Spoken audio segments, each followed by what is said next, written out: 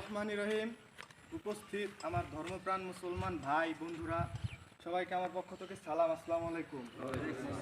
আপনাদের সামনে বক্তব্য দেওয়ার মতো কিছু নাই, আর আপনাদের সামনে আমরা বক্তব্য নিয়ে আসিও নাই, এখন বক্তব্য দেওয়ার কিছু নাই আপনাদের সামনে।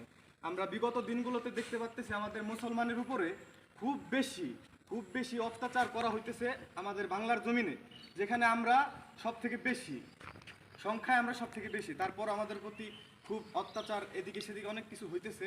আমাদের এগুলা চোখে ভাসতেছে না, আমাদের চোখে যাইতেছে না এগুলা।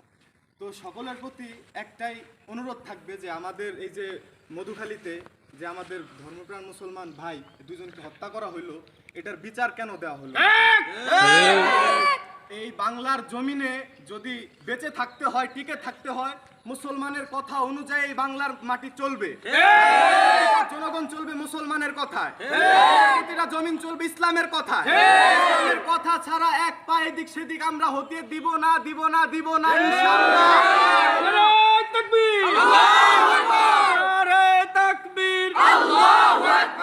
বিশ্বের মুসলিম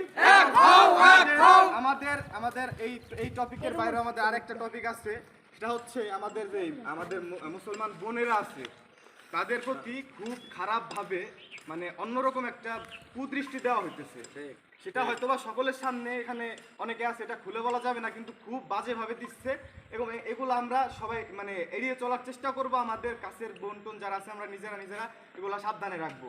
আর হিন্দু ধর্মীয় এবং বেধর্মীয় যারা আছে তাদের থেকে অন্তত এই যে বর্তমান জেনারেশন জানে এগুলো খুব ভালো রিলেশনশিপের ব্যাপারটা যেটা হচ্ছে এরা আমাদের ধর্মপ্রাণ মুসলমান বোন যারা আছে এদের সাথে খুব মানে এগুলা ভাষায় প্রকাশ করার এই ধরনের চক্রান্ত চালাচ্ছে। আমরা এটা থেকে খুব মানে সতর্ক হব।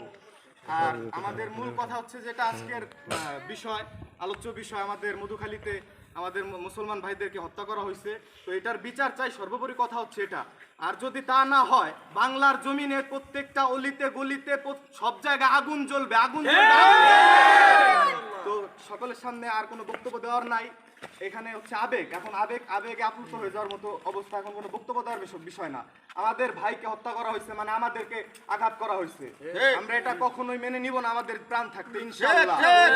তো প্রশাসনের প্রতি আমাদের আহ্বান থাকবে এবং সরকারের প্রতি আমাদের আহ্বান থাকবে, তারা যেন আমাদের বিষয় আমরা যেটা তুলে ধরছি আমাদের এটা যেন তারা সুদৃষ্টি দেয় এবং ওইসব ধ্বংস জাতি, গোবর জাতি, নষ্ট জাতি, এদেরকে যেন শাস্তির আওতায় খুব দ্রুত আনা হয়।